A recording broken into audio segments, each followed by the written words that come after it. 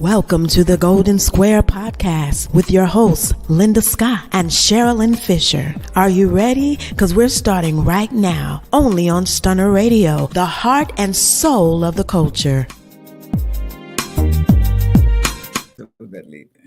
Hey, it's your girl. Hello. Linda Scott, Sharilyn Fisher. Tonight, you guys, tonight. Yeah, show. this is might be one of those two nights, two segments, two episodes, two. So, wow. How is everybody doing? Thank you guys so much for joining us. We are looking forward to this episode right now. So, normally Sharilyn and I would talk all night. So we ain't talking no more. Bring in our guests. That's how important this is to us. Miss Nicole. Hey, girl. Hey. How are you? I'm great. How about yourself? Great. Oh, she great. And I said, I'm tired. Hey, Jamie. But you're still great. I'm still great. I'm still great. Okay. So Jamie, listen, as I was just saying to the viewers right now, that we want to go right into it. We don't want to waste any time because the information that you have for us is so important. So, as I stated to everyone, I just learned something about myself that's mental. Well, I was already there, but okay. So, I want our viewers, those who know you, say hi, and for those who don't know you, introduce yourself for us, please. Of course, no problem. First of all, you are a hoot, so I'm like laughing already. I don't know how we're gonna make it through this the podcast with all these laughs. So my name is Nicole. I am a certified autoimmune health coach. I help my clients identify their autoimmune triggers and empower them to take control of their bodies and gain freedom and balance through healthy eating and active living. I am also on the board of a federally qualified health center here in Houston named Be Busy Wellness Center. Recently, I started my own nonprofit to help those. Yeah, thank you. To help the BIPOC community because I saw a gap. Health barriers as far as them getting care in the autoimmune community. We were telling them why certain things were important, called the autoimmune protocol, which I'll go into more later, and what it was, but not the how. And like I was saying before we got on, that is so important because those underserved communities that I'm trying to reach, they don't have access to this information. And if we were able to give them this information, we can catch the disease earlier and minimize the damage that's done to their body. And so with the nonprofit, we're just trying to take actionable steps towards mitigating what we consider the social determinants of health and the cultural aspects of AIP so we can overcome health inequity. And when I'm talking about what is AIP? I'm sorry. AIP is an autoimmune protocol. So I was mentioning earlier, part of the problem when I started this, sometimes we get in our own little bubbles, and that because that's my world, using these acronyms, not understanding that people don't know what they are. So I do apologize for that. So most people know certain autoimmune diseases like lupus. We talked about that before we got on the call. They don't know that it's an umbrella of autoimmune diseases, 100 plus. And lupus is one of those. I myself, I have an autoimmune disease called Hashimoto's thyroiditis that impacts my thyroid. And I also have narcolepsy where my body is attacking the chemical in my brain that's regulating my sleep cycle. So as an autoimmune coach, there's a protocol that you use in conjunction with conventional medicine to help you find what those food triggers are. There's a category of foods from gluten to wheat to dairy, nightshades, legumes, the list goes on, that are triggers. The trick is it's different for everybody. So I help my individual clients. You can't just go online and say, I'm going to take all of these out, or, this is what I'm allergic to, because it may not be an immediate reaction. So I help my clients through that autoimmune protocall. It's not just diet. It also includes movement, proper movement, because too little movement can trigger autoimmune flares, and too much movement can trigger autoimmune flares. It's stress, it's sleep. All of that comes into play when you talk about the autoimmune protocol.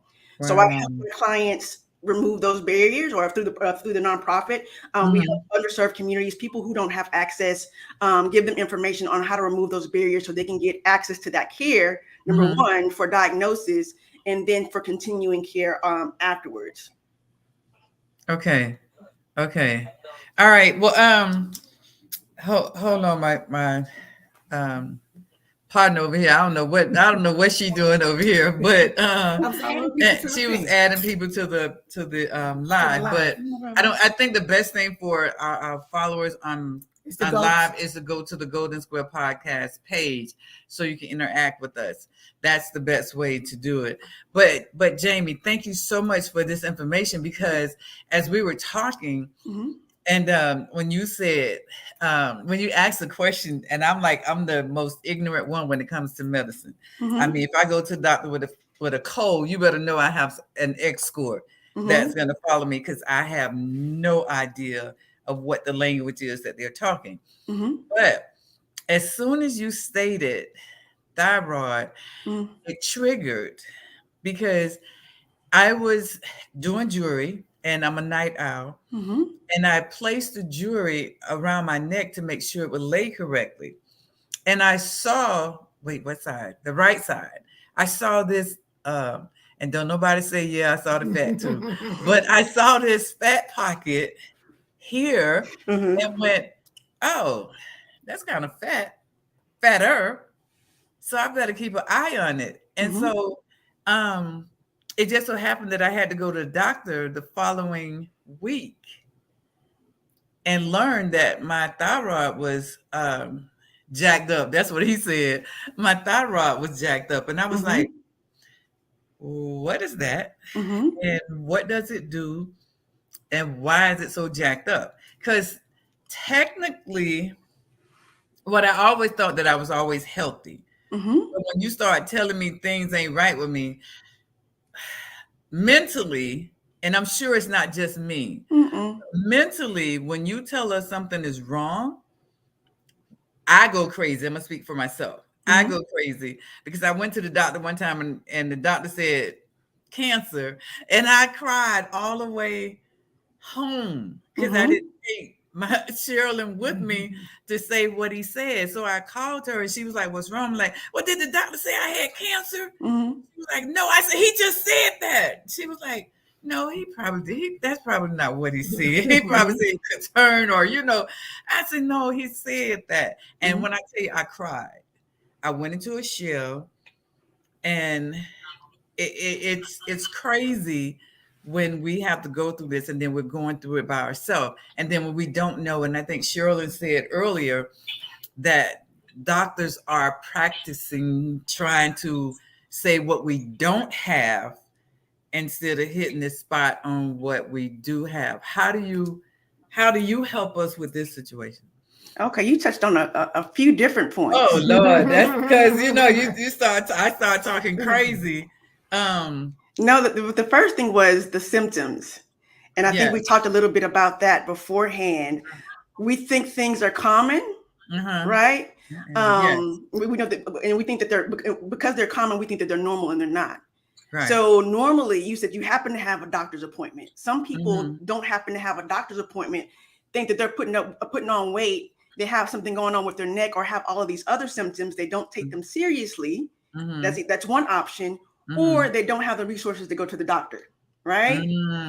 So a part of what I'm doing is educating people on how to recognize those symptoms early and get into their head that it's not normal. The fatigue that you're experiencing is not normal. The brain fog, a little earlier you were forgetting. I was like, "Ooh, that's a little symptom." The brain fog. I know it well. Forgetting things all the time, having a conversation in mid-sentence, forgetting what you're saying. People don't take, especially in our communities, especially in Black and Brown communities. We work so hard. We have a lot of stress. It's just become the norm. And then especially as women, right? We have to keep going. We're superwomen. We do all of these things. Sometimes we may just push through and we shouldn't. So I commend you on making sure that you went to the doctor about that. The second thing you mentioned is the doctor. That's one step, is getting there, but understanding that they're not the be all end all, and that nobody knows your body better than you. The doctor that you went to may have only had a 30-minute workshop, an hour workshop on, a certain disease that you may have, and they don't have the information to give you. And then sometimes doctors are so prideful, they think that they know everything. They might not refer you out to someone else. Right. And I think we talked about this earlier too, especially in our communities. If we're overweight, right, that's the go-to. You talk about they don't know, they're just practicing medicine, right? So the first thing that they go to is the process of elimination. Sharilyn mentioned that earlier, the process of elimination, just lose weight. I have brain fog, my joints are hurting, I have all of these other issues, I have indigestion all the time. I used to have it so bad it would choke me in my sleep. That is a sign. Right. That was a sign that something else was going on. And 9 times out of 10, that weight gain or the inability to lose weight is just a symptom of something else. And if you don't ever get to the root cause of it, then you're never going to lose that weight. I see people all the time. I don't say anything online. I also do fitness. I didn't mention that earlier. And I see these people working out. I see them eating well. Myself, it was the same story. I was teaching fitness. I was teaching 5 classes a week. I was making sure my calories in were less than my calories out. I was getting it. I still wasn't losing weight, right? The weight gain or the inability to lose weight should have been assigned to me, and it should be assigned to other people that something else isn't right. Because if you're following the formula that they give us, right? If you eat less and work out more, then the weight should come off. But if it doesn't, and that's how it was for me when I first went to the doctor. Child, I was just trying to lose weight. I was doing my green smoothies, right? I was going to the gym. I was no pain, no gain. And when I say no pain, no gain, it was really no pain, no gain. One time I went to Zumba, injured my ankle. I would come home and ice it. It would be swollen. I would go back the next day like a crazy person. Wow. Because of that mentality that we have in our head, that it's no pain, no gain, and we have to just work harder and it'll work. Sometimes that's not the case at all. And you have to really sit back and say, okay, I need to dig deeper. So I recommend when you say practicing medicine, you know your body better than anybody else. One thing I would tell you, start tracking your symptoms so you can kind of figure out, okay, is there a correlation to anything that I'm doing that's causing this issue? Are there any changes in my body? And make sure that you go to the doctor with your full family history, all that information, because again, the doctors are practicing medicine. Providing them with as much information as possible is going to help you get to a diagnosis quicker. On average, with everything being, okay, white, black, or indifferent, it takes 45 years for you to get diagnosed with an autoimmune disease. Imagine Did you say 45 or 4 to 5 years. Oh, 4 to 5 years to get diagnosed. I wasn't diagnosed with my first one until I was 35 years old. It took an additional 4 years for me to get, this is with a good doctor who was helping me trying to go through the process of elimination of figuring out what it was. It took me an additional 4 years to get diagnosed with my second autoimmune disease. Imagine if you have other barriers, right? Imagine if you're in an underserved community and you don't have access to transportation. Imagine if you're in an underserved community and you don't have good Wi-Fi, so you can't do telehealth. Imagine if you just don't know, regardless of your socioeconomic condition, that these symptoms are indicative of something else. I'm just tired. Well, if you're going to bed and you're getting 8 hours of sleep, 7 hours of sleep, and you're still waking up tired, that should be an indication to you that something is wrong. Wow. Right. Wow. Wow. I need to go do a whole another look at this thing. I'm not gonna say that okay. So here's what I'm saying. I know I have a lot on my plate right now, and I'm thinking, I'm just tired. And then I'm calling, what you doing? She's saying, okay. And she doesn't sleep at night. Yeah, no, at all. She doesn't sleep at night at all. At all. And if you want me to add 1 and 1 and it equals 2, you better ask me at night. Because you ask me during the daytime, I don't know. Let me get some paper and all this kind of stuff because I don't function well in the daytime. It's I catch myself like just going from here to the store and go, now where I'm going? Now let me wait till the nighttime come and then Sharilyn come ride with me. I can't function. So you know what that sounds like? What? The exact symptoms that I had with narcolepsy. Remember, I told you with narcolepsy, with autoimmune disease, it's attacking a different part of your body. My body is attacking the chemical in my brain that regulates my sleep cycle. So my sleep cycle is backwards. So I'm normally extremely tired during the day. And then at nighttime, it's on and popping. I'm up. Yeah. Sometimes I can stay up all night. I used to think that was a badge of honor. I'm up late getting stuff done. I was able to get done. Like, oh yeah, I'm the boss lady. But that thought process also made it worse. Because remember what I also said, the autoimmune protocol is not just about your diet. Other things can trigger flares as well. Lack of sleep can. Stress can. Stress is one of the main triggers for autoimmune flares. So that's another reason why I focus on that in my nonprofit, because for me, practitioners need to know that I'm not just talking about stress as it relates to sitting in traffic, little inconveniences. Our people suffer traumatic events, things like going onto the internet, going onto social media, seeing people get killed, racial trauma. That trauma, that stress is a trigger. You may not think so because you don't correlate it with the normal stresses of your life, but internally your body does. Your body needs that opportunity to sleep to rejuvenate itself. So many things happen at night when you sleep. I can't get into much to it now, but your circadian rhythm is not just how many hours you sleep, it's the quality and the timing of your sleep, because your body goes through different processes throughout the night as far as detoxing your brain, repairing your body. All of that happens. If you don't get enough sleep, it doesn't have an opportunity to do that. And you're waking up the next day, going on about your day, doing the same thing. And that's a repeated cycle. So if I can get people out of that mindset of go, go, go all the time, and really understand that everything you do, not just food, your sleep, your relaxation, your self-care, your movement, your safe movement, because everybody can't move the same. All of that is literally medicine for your body. And it took me going through this process. It took God allowing me to go through what I went through to finally understand that being Superwoman is not a badge of honor and it's going to kill me and I'm not going to achieve my goals anyway.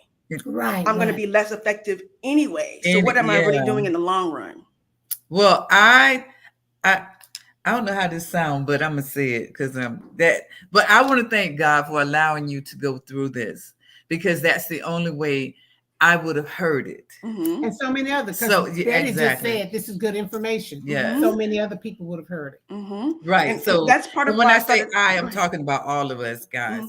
So it is really, I don't know how, I guess in our late stages of life, I always say this is my third trimester right here of life. I've had the childhood, I've had the fun, and now I want to say that I'm living and enjoying myself. But then when I'm catching, like I just stated about the thyroid and all that kind of stuff, it's like, oh, wait a minute.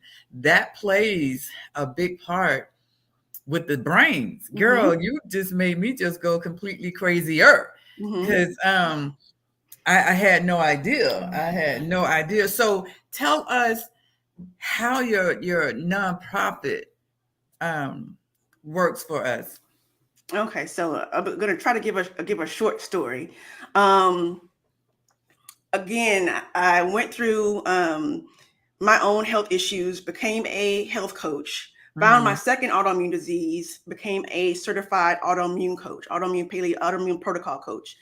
This was around the time that George Floyd was all in the news. Yeah. And what I saw was there was I was following a bunch of healthcare experts online. But when that happened and all of that was going on and Trump was in office, I saw a distinct divide of what they thought that I didn't think that they thought of me or our community. Oh, it's your fault that you're getting COVID because you choose not to eat correctly. You choose not to exercise. You choose not to do these things.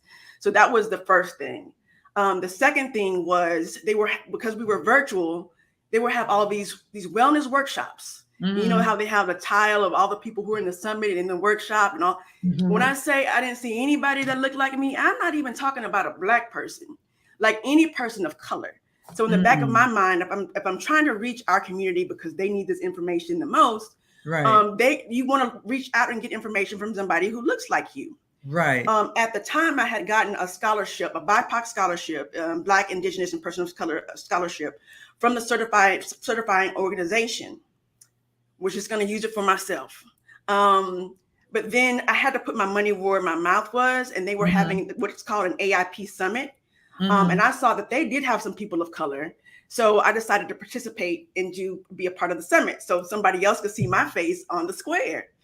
During this summit, the summit organizer had a BIPOC affinity roundtable where it was people of color who were certified coaches or, in that particular field, got together and talked about their particular experiences with living with autoimmune disease. They talked about those doctor's visits. They talked about being dismissed. They talked about not being listened to and how that prolonged their diagnosis. And I got to hear from Asian people, Indian people, all kinds of people. Right. So that was one time at the beginning of January 22.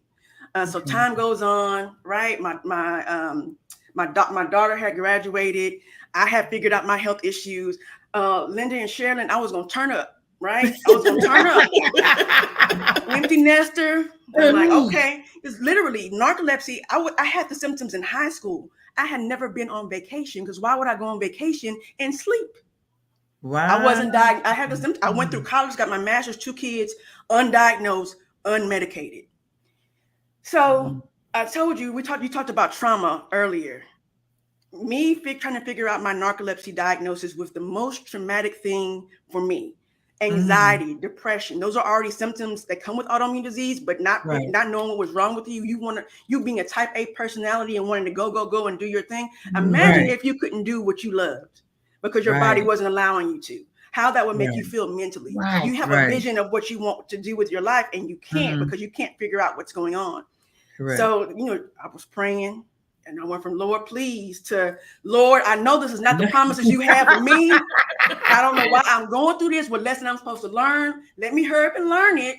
Right. So I can do whatever you need me to do because I know you have another purpose for me. Right. So after I participated in the summit roundtable, thought I was going to turn up, but God was like, you know what? You remember when you was going through and you said, and I brought you out? No. So I reached out to the lady who was doing the summit. And I'm like, I didn't want to do it, y'all. I was like, is anybody else doing it? Is that conversation continuing? Right. She was like, no, but if you want to lead it, you can. I was like, okay. I just want to drink my water, mind my business, empty nest, both my kids. I'd done my job. I was a good mama. Any energy I had was toward my kids. Right. Linda and Sharilyn, I was going to turn up. The Lord says, not yet.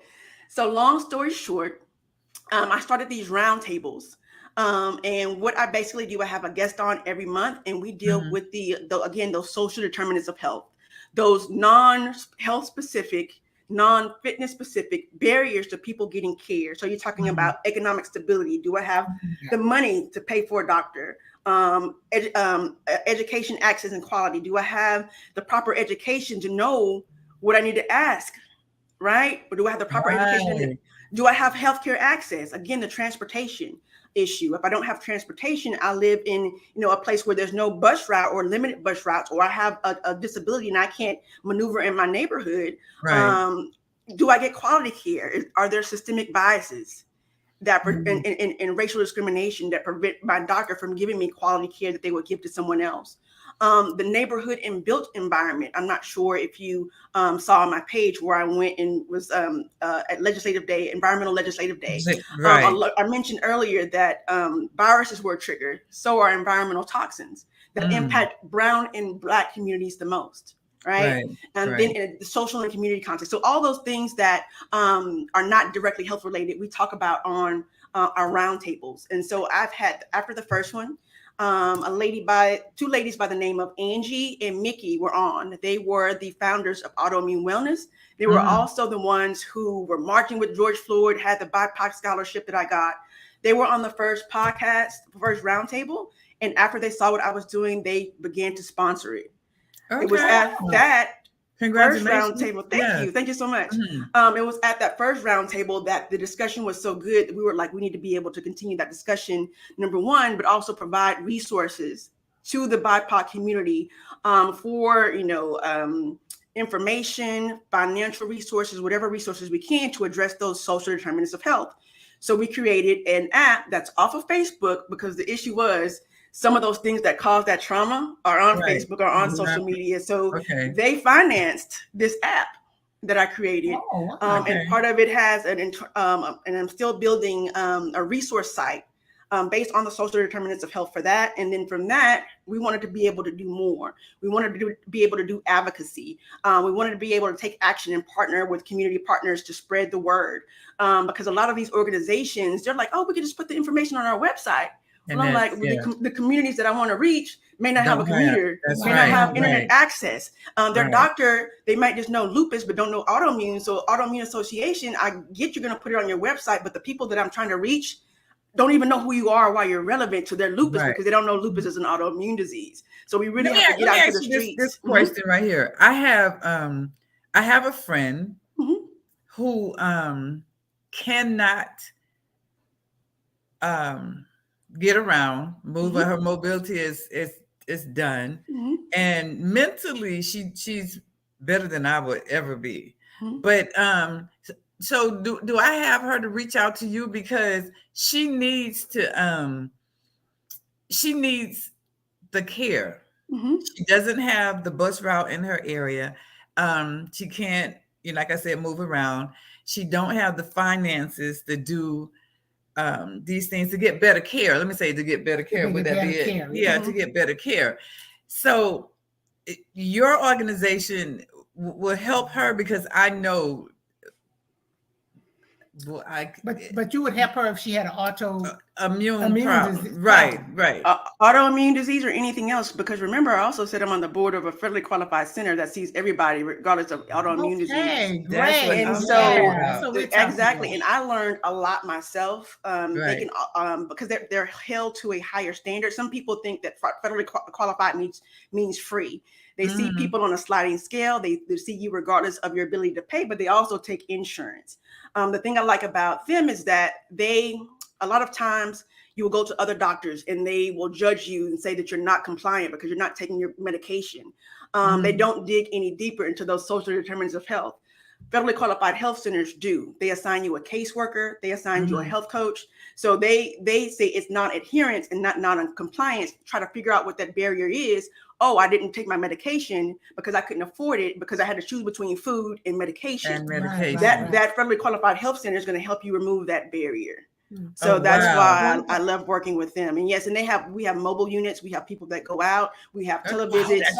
It's comprehensive care. That's it. One of our viewers says higher level medical treatment and infusions cost thousands. Resources are much needed. Thanks for creating the organization. Yes. That was from Betty Branch. Yeah. Thank you, Betty. That's one of the things I need to talk to Norman. We were thinking about adding infusions to our clinic as well. I'm not sure where we are in the process or we're still in that route, but also connecting you to other people in the process and staying with you, doing follow-up. Your doctor doesn't follow up with you. You get an appointment 6 months down the line, and then you go and it's a hot mess. It took me when I made my appointment 6 months just to get in.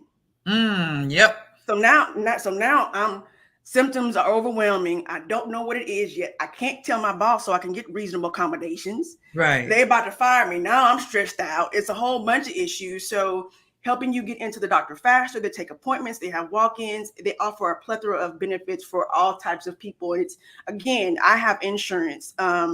And I think some of the care that they offer, a lot of the care that they offer is comparable, if not better than you would find in a non-federal health center. I am so excited. I almost want to say, let's get off so I can call her because that's how important it is. And she is to me. And, doing the HIPAA law, it's not a whole lot that I can say right now, but I know just from talking with you that this would benefit her and others. That is so needed. She's close to our heart. So and that's a lot of what I'm trying to do and getting the word out. I want to start planning events in the community, because even though I'm putting it out there and I'm going to do a better job of explaining to the community what AIP is, and some of us, even though BIPOC pertains to us, don't know what that is. But even with this community, Linda and Sharilyn, I'm getting more white people because they understand the benefit of it in the group than people of color. And I really, my goal in talking and coming on the podcast and spreading this information is to get this information again to the communities that need it the most. Right.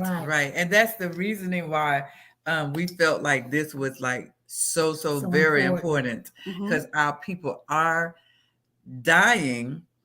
And we don't, well, when did this happen? How did she get this? Or, we had it all the time. We just didn't know. We had it all the time. Couldn't get to the doctor. We had it all the time. Didn't have no kind of transportation. We didn't have insurance. And everybody wants to say, well, why you don't have no insurance? Well, don't you have money? So these are things that we need to know. And I'm so proud of you. I don't even know how to say that. It is so needed, and I appreciate every time you get up. I'm not a morning person, as I stated, but I was up this morning. Narcolepsy. Me either. I know. I'm like, oh, it took me a whole hour to just, You start calling Jamie in the middle of the night instead of me, because I can sleep at night. Okay. All right. But I am really honored to be able to have this conversation with you in reference to how to help our people. So, girl, I don't even know. Our hands are extended to you. What do we need to do to help you with this? Yeah. But Jimmy, let me ask you this question right quick, because the person I told you about who has like 3 or 4 autoimmune diseases, the problem that she's having is she go to the lung doctor, and he gives her, put her on a regimen of medicine. And then she goes to the different doctor. How can you get a team of doctors that can all be on the same page? Because they give her medicine and it doesn't match with the medicine she's taking for this and the medicine she's taking for this. And the steroids are a killer, I'm here to tell you. So how do you get a team of doctors that can treat you for everything? It depends. It may be hard. I can give you my personal experience. I know there are some health clinics out there that have a continuum of care, but they can sometimes be on the expensive side. These boutiques. If you find them and they're all in the same group, that's a little bit easier. I know with me, I was at Baylor for my sleep issues at first, seeing a sleep doctor. Was going through different medications. They were causing different issues, hormone issues, all kinds of issues. It wasn't helping my symptoms. And I was lucky because he set his pride aside and recommended another doctor in his same practice. And I've been with her ever since, a Black lady neurologist. And so that was a continuum of care. But when I first started, I'm not sure if I mentioned it before we started broadcasting or after, making sure that you're journaling. Every time I go to the doctor, I get a copy of all my labs. It's a little bit easier now because they have the electronic symptoms system. When I tell you, I walked in with a binder, that health history, my symptoms, all my labs, and was able to provide the other doctor the information. So I didn't have to remember all of the medical jargon and what went on and what the doctor said. That's number one. Number two, a lot of doctors, you said earlier, Linda, that you have to go and have somebody with you because it's too much information, right? So at least on the labs and the notes, you can at least take that information with you. And sometimes they put the notes into the online system. I print those out. Everything is in a binder. So when I go to the different doctors, we're not starting all over again. And that has been extremely helpful. But again, a lot of it depends on your healthcare insurance and what's already in your plan and what's available to you. But if nothing else, you can keep file of it yourself and make sure that you're taking that information to eat. When I say I have a box, it's a box now. When I started, it was about all my MRI discs, all the reports, all the information. I do that myself. Wow. I would have let us take a quick break and we'll be right back and we can answer anyone's questions, all concerns. And we're so glad that everybody is here. Don't go away. We'll be right back. Be right back.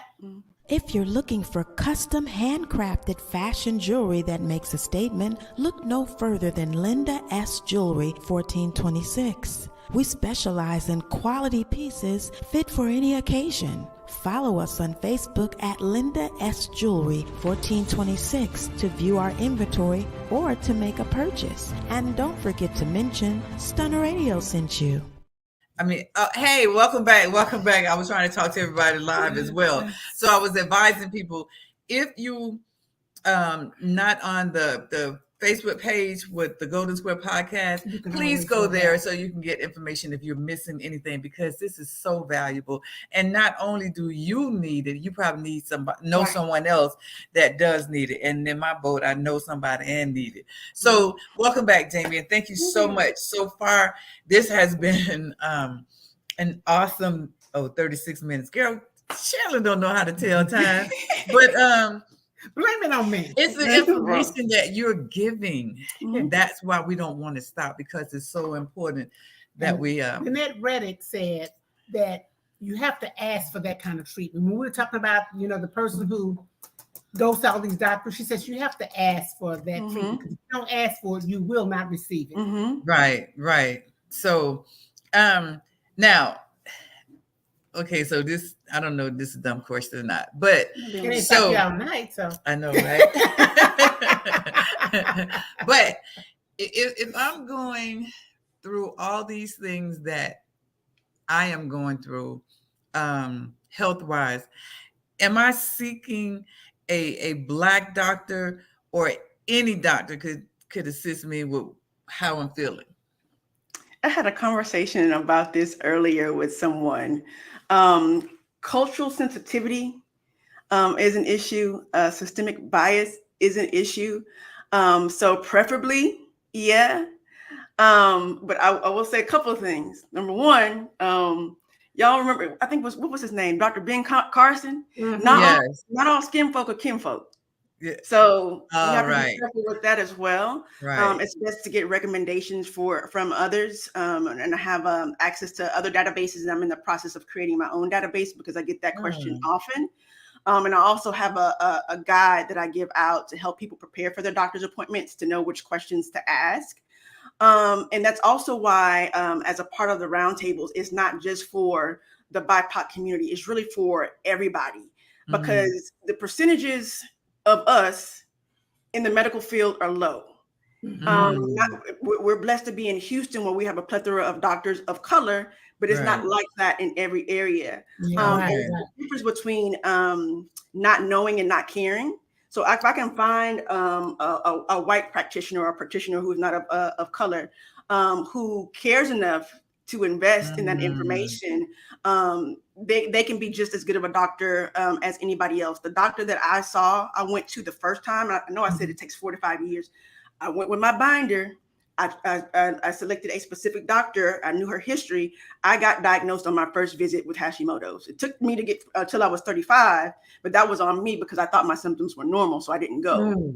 Okay. But she helped me with my my Hashimoto's diagnosis, a bunch of stuff in between, and the narcolepsy diagnosis. And she's a white lady, and I won't leave her to save my life because she has been amazing. A blessing. So it just depends. It's hard, but getting those recommendations are vitally important. So that's researching our doctor, as well as researching whatever the cause that we are told. Or right. Yeah, so and making sure that you have your medical history, and that you have your own personal history. And I mean, the littlest things you don't think are an issue are an issue. I went to bed fine, woke up, I couldn't move my shoulder. Write it down. One time it happened to my toe. Woke up, I'm like, doctor, do I have gout? You have the that's the way it is with autoimmune disease. You have all of these unexplainable symptoms, and you don't know what they are. And I want to make the point of getting this in because we mentioned this before, and why I think it's so important. You can have a genetic predisposition to autoimmune disease, but it does not mean that you're going to get it. There are triggers. Viruses are triggers. I think mine may have come from mono in 9th grade. The Epstein-Barr virus, the kissing disease, but that's neither here nor there. It's neither here nor there. But COVID impacted our community so much, and you're seeing a lot more research being done. You probably have seen people complaining about those long COVID symptoms. Right. Those long COVID symptoms aren't anything but autoimmune diseases, and they don't know what they are yet, but it was triggered by COVID. So I have some people who had autoimmune disease. Their symptoms weren't bad, but they had COVID, and now they're experiencing all of these, unexplainable symptoms, or I guess they're explainable, or they had no idea that they had an autoimmune disease or possibility of having an autoimmune disease, and then COVID triggered it. And so you see online, some of them were the loss of taste, joint ache, sleepy, all of this. And it's because, again, there's no past historical information on it. A lot of depression, a lot of anxiety, a lot of isolation that you feel when you have autoimmune diseases, because it's not like cancer. With cancer, you know what it is, right? You go to the doctor, they have doctors for it, and you know what it is after you get a diagnosis. If you're just going around with these symptoms and nobody knows what's going on, you're just lying in misery the entire time. So that takes a toll on you mentally as well as emotionally. Wow, this too much. This is. I'm trying to get the information out. I know it's a lot, but it's so neat. Yes, so yes. I would have never thought this is how this was going to go. I knew when we were talking backstage, like, oh God, we need to go live like right now and tell everybody to come on, because this information that we don't get about, and I think Ms. Rose Johnson, she has a colon cancer organization, and she always, and like others that I hear say as well, that early detection saves lives. As soon as we can find out what's going on with us, what's making us be crazy. And then again, a lot of people probably have all these symptoms and don't know what they are, and then they go into Dr. Google, diagnosing themselves and medicating themselves over the counter and not getting any better, and then it's only getting worse. And that's why, again, I say this is so important. And again, a part of why I got into this work. But before I knew exactly what I had, and after I found out, I got into all these Facebook groups. That's why I wanted to start my own off of Facebook, because those were a little depressing, but it gave me the chance to see things from the lens of somebody else's perspective. I had good insurance at the time because I was working for the government. So when you have people in a group, right, we all know what each other's going through. And the guy comes in and he says, "Don't judge me. But I wanted to share this." It's like, I don't have the medication. I can't get the medication. The only way I can cope with the narcolepsy is by doing cocaine, right? Oh, wow. Because it keeps you awake. So I had to start thinking outside of the box, that again, it's not just a healthcare issue. If I can't work, I don't eat, I lose my place. If I can't get healthcare to get the medication I need, I still need to do something. By any means necessary. I have a family to take care of. So it's not just a healthcare issue, it's a drug issue, right? If I have mental health issues, and drugs, alcohol, sex are easier to get to than mental care treatment, then it's not just a healthcare issue, it's a sexually transmitted disease issue, it's an alcoholism issue, it's a drug issue. And then I also, you talked about cancer. I don't want to get on my soapbox because I get passionate about this one.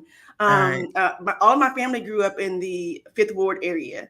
Both my parents went to Kashmir. My church was in Fifth Ward. My grandmother currently stays there. The cancer cluster, right?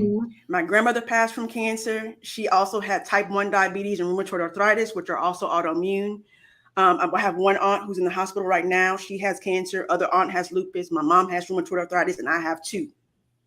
I was on the bus this Monday with all of these people who have cancer. And I'm like, I understand that there's a lawsuit going on, but in the meantime, they're still dying because they haven't remediated anything. Is anybody educating them on the symptoms so they can recognize them early, right? Provide them with information on healthcare, that there are free resources, because I have a symptom, but I can't afford to go to the doctor, so I'm not going to get it checked out. So now it goes from stage 1 to stage 4. They end up in the emergency room. When had they known and had the resources, we could have caught it in stage 1. When I say everybody around me on that bus had cancer, that just pulls at my heartstrings information. And it's not going to come from the top down. It's not going to come from legislation. It's going to come from us being on the street, sharing the information. And you asked me, what could y'all do? Sharing the information. People don't realize that it's important to them. We think that all of what we're feeling, I'm fat around the neck, I'm tired, that's normal. It is not. Going to sleep after a salad, which I used to do, we call it the itis. We got the itis. The itis. That's not normal. It's really not. That means something else is going on. That's not normal that when we get off the podcast, we go eat and go sleep. Well, maybe that's at the end of the day, but if it's the middle of the day. But Jamie, my mother, I was raised in Fifth Ward too. My mother died with cancer and she had rheumatoid arthritis. Rheumatoid arthritis is autoimmune. Yeah, didn't know. Wow. Ollie Brown say thanks so much. All of them are telling you thank you. And OMG, this is so unbelievable. This girl, you blowing all our mind, and the people that I'm seeing on here are people who will, I know for sure, spread the word. So even I don't even know how we can continue to say this, but spread the word. We have to know. I don't want to. Well, okay, let me say me. In the business that I'm in, 9 times out of 10, I could look at Jamie and go, okay, Jamie, something is wrong, especially if you're walking. If you're walking, I'm going, oh, say, girl, something wrong with that left leg, something wrong with that right foot. But I left out myself. I left myself out. However, I was wise enough to know I just had a little extra fat right here. And let me go check it out and see what's going on. The world's worst for going to the doctor. I am. Well, that was me too. I was just trying to lose a little weight. Thank you. Look, I thought I was on that man side. Look, wait a minute. Man, don't go to the doctor. I have to make her go. Yeah. So I have noticed that because I want to live and I have a reason for living. So I'm excited about okay, wait, we got to go to another. That's Sharilyn. Sharilyn always get us. Okay, we got 3 minutes. Okay, so we got to go to 3 minutes. We're gonna go to a commercial, and then we're gonna come right back, and you can continue to tell us how to reach out to you, where to reach out to you at, and we'll be right back. So stay tuned. We got some more information for you. If you live in Houston and surrounding areas and are in need of quality childcare, contact Cuckoo's Treasures today. We provide professional childcare in a caring and nurturing environment. Do you work second or third shift or don't have a typical schedule? Cuckoo's Treasures can assist you. We're open 24 hours and some weekends. Give us a call today at 346-313-9064. And don't forget to mention Stunner Radio sent you. Welcome back, everybody. Welcome back, Jamie. Jamie, so tell our viewers where they can reach you at. Of course. You can follow me on all social media platforms for health coaching at Heal Coach, HEALCOACH. My website is www.naturalhealing.coach. For the nonprofit and to keep up with the roundtables and to join the community online app, it's www.AIPBIPOC.org. And then you can find me on all social media platforms with the tag AIPBIPOC. Wow. BIPOC. It's autoimmune protocol BIPOC. And so the BIPOC is Black, Indigenous, and people of color. So that's what information that we're in communities that we're focused on. Okay. So if you need volunteers or do you need it? That's what should have been the question. Do you need, what kind of help you need, lady? What kind of help do you need? Yeah, number one is sharing out the information about the roundtables. We have some very good speakers coming up for March. Normally on the 4th Tuesday at 2 p.m. You can register for it. You can submit questions. But we know most of the BIPOC community is at work during that time. The communities that we're trying to reach, they don't have the luxury of taking off. So it is recorded and you can see it for a month afterward. If you go to www.aipsummit.com, you can review the last one from February and also register for the one for March. It is Autoimmune Disease Awareness Month. So I have on my roundtable the creator of the autoimmune protocol. I wanted to have her on because a lot of people are either think it's too expensive to do or they do it and they don't do it properly. But she has. They haven't heard of it. No, or they never heard of it. Or they never heard of it. They haven't heard of it. They've never heard of it. It's a form of an elimination diet for autoimmune disease. But she's going to come on, and what I like about it, because she's for the BIPOC community as well, and wants to reach out to underserved communities. And she reached out to me to be on the roundtable. She's going to show what else you may, another option. So you're not stressing out over food. We don't want you to have an all or nothing approach. So whatever information we can provide on just getting more nutrient dense foods into your body, because a lack of nutrient density exacerbates autoimmune disease. So that's another issue, just getting the right foods in. It doesn't have to be organic. It doesn't have to be all the time, but if we can incorporate more into our diet. And then for April, you were talking about doctors. I have a lady who also has autoimmune disease. She's an autoimmune chef, but she also has a program, a course, where she teaches practitioners about bias and implicit bias, explicit bias in the healthcare field. So that's going to be in April. I'm working on the one for May right now. I'm going to confirm the speaker within the next couple of days, but we're going to be talking about autoimmune diseases that are prevalent in minority communities. And then in June, we have a lady by the name of Nicole. She goes by the GPS doctor. And her story, I met her when we were on Clubhouse back in, I believe, 2000. Her story is that she was taking her dad to the doctor. She wasn't getting the type of care that she needed for him. But at first she didn't tell them that she was a doctor as well and knew the information. It wasn't until she did that she started getting proper care. So she started thinking about, what about all those other people out there who aren't doctors, who don't know the information?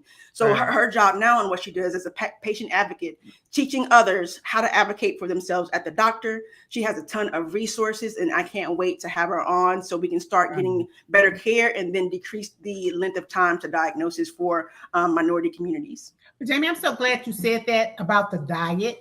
And the person I was telling you about, who has like 3 or 4 different immune diseases, I texted her and told her to watch the show, but she eats salad all the time. And I tell her, I'm quite sure there's something else that you could eat that won't trigger, your illness. But she eats salads 3 and 4 times a day. So I'm glad she's listening, so she can know that there are other things that you can eat. How do you know what else? What? Because she just said no. What other food?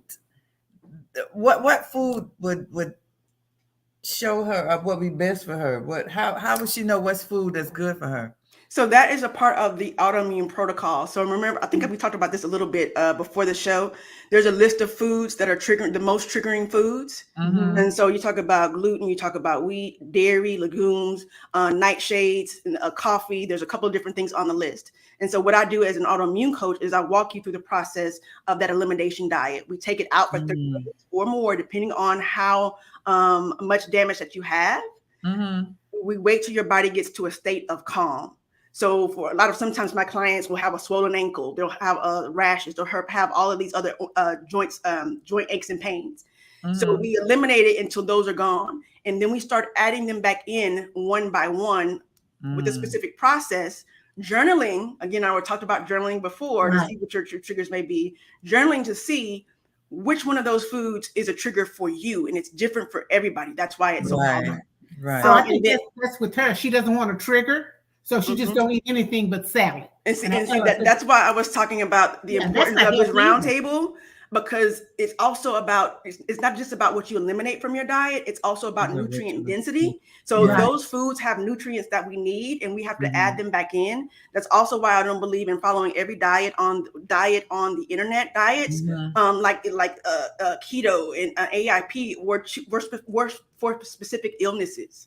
Right. And people take them to the extreme and they're eating all this meat and all that, trying to lose weight. That's not really what it was for. The AIP diet is a tool. It's not a diet. It's not meant to be long term. It's meant to figure out, are tomatoes causing my issues? I talked to someone last Friday, and she had lupus, and the trigger was, I think it was for her mother, the trigger was tomatoes. And the dad she didn't believe her dad at first. She was like, no, tomatoes trigger your mother. The daughter didn't believe her, but tomatoes are nightshade. Those are one of the triggering foods. So you could be thinking you're eating healthy, eating a salad, but if you have nightshades on that salad, it could be what's triggering you. That's why you have to go through the process of figuring out what it is. Okay, so Wow. have to go through the process of figuring out what it is. Okay, That's a lot. so nobody else everybody probably noticed but me. But what do you mean when you say nightshades?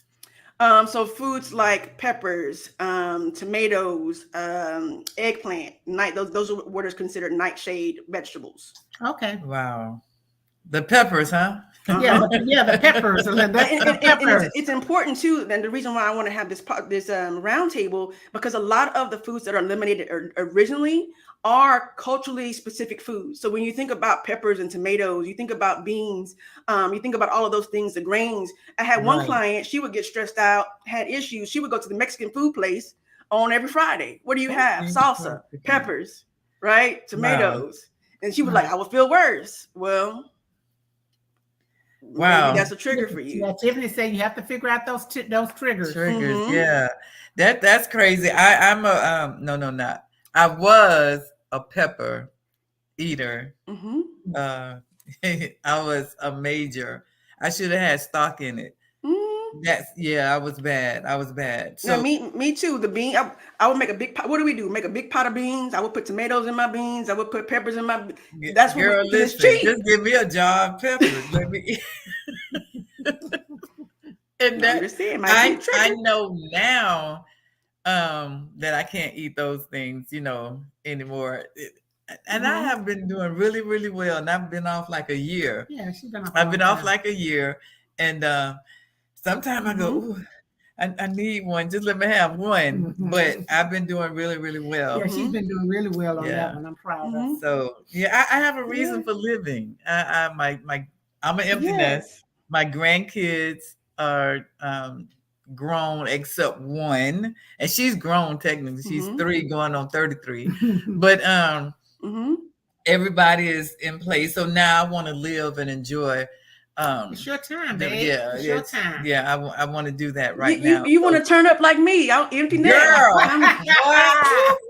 I couldn't take it if she turned up. I'm too old for that. Right? Yeah. And that was my thing too. Is I'm like, if I want my years ahead of me to be better than my years behind me. Yes. I have to do something, because it may take a long time to figure out, it's a lot. But if I don't start now, where will I be 4 years from now? Right. Feel miserable if I try nothing. So at least if I go through this process, I'm fighting for myself. I don't want to feel like this for the rest of my life. Yeah, me neither. So now we got 3 minutes. So if anybody have any questions that you want to ask Jamie, please feel free to do so. And Sharilyn would see it and read it. But Jamie, I want to take this time to say thank you. Thank you. I want you to know that any kind of way, however we can help you, Sharilyn and I are here. We're definitely going to try to spread the word in every way we can. Thank you so much. I appreciate that. This podcast it's here for you. Mm-hmm. They said, girl, I didn't know you was going to throw a wrench like that.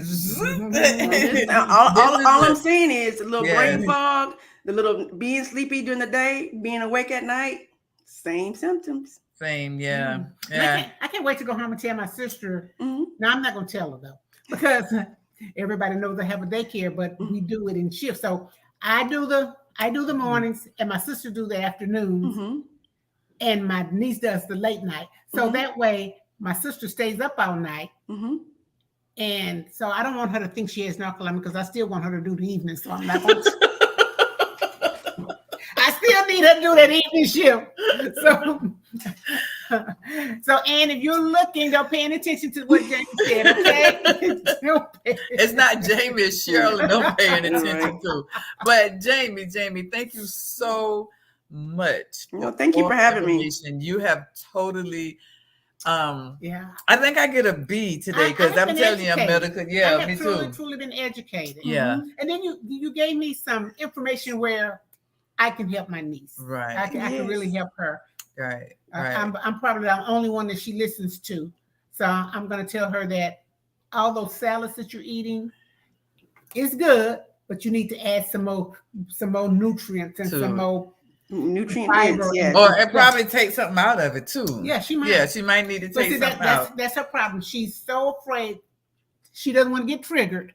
So she's eating nothing but salads. And I know that could not possibly be good for her. Make sure that she's on that round table with Dr. Sarah, because she's going to emphasize the importance of, that's what Nutrivore is she has put a nutrient code on every single food.